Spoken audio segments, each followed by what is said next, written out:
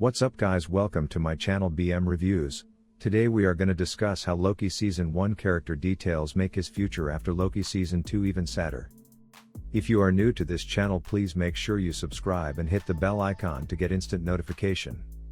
The God of Mischief's tale came to an unexpected and depressing end in Loki Season 2, and there is a character detail from Season 1 that only heightens the sadness of his new position in the Marvel Cinematic Universe.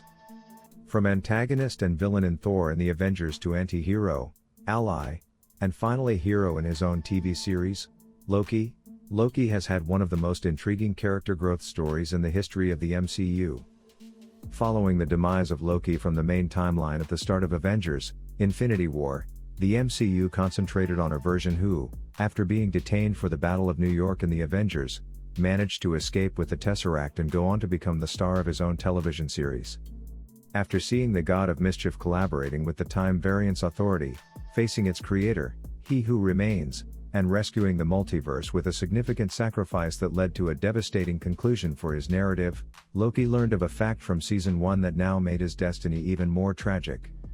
Loki ultimately journeyed back in time to the moment he first saw He Who Remains in order to obtain an answer, having spent years time slipping in an attempt to find a method to rescue the multiverse and the TVA. Loki chose to utilize his abilities to contain all of the multiverse's branching histories and shatter the temporal loop since, regrettably, He Who Remains' solution meant that he would not be able to save everyone. This transformed Loki into a new deity, said to be the deity of stories, condemning him to an endless life of solitude as he holds the branches of a tree resembling the Norse mythological figure Yggdrasil together. Loki will be able to view his variations as he is now in charge of the whole cosmos and all of its branches in the Marvel Cinematic Universe thanks to his new position.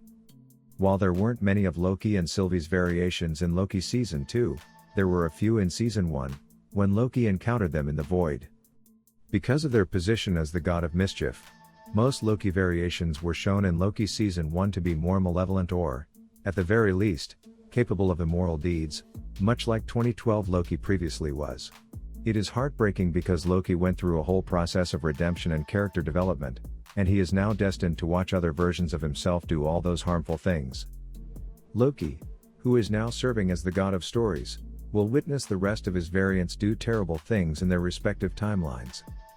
Loki spent eons researching and learning in an attempt to rescue the temporal loom, the TVA, and the multiverse, but it was still insufficient in the Season 2 finale of Loki, which featured a significant time jump. Because of the way time is structured in the TVA, Loki's time slipping left him at the same place and time each time. His sole improvement was that he was now more experienced and knowledgeable. Although many viewers have seen this time jump as pointless, it was essential to Loki's conclusion. The time jump demonstrated that Loki had explored every avenue and was bound to take on the role of God of Stories. The conclusion of Loki is very intricate, and the more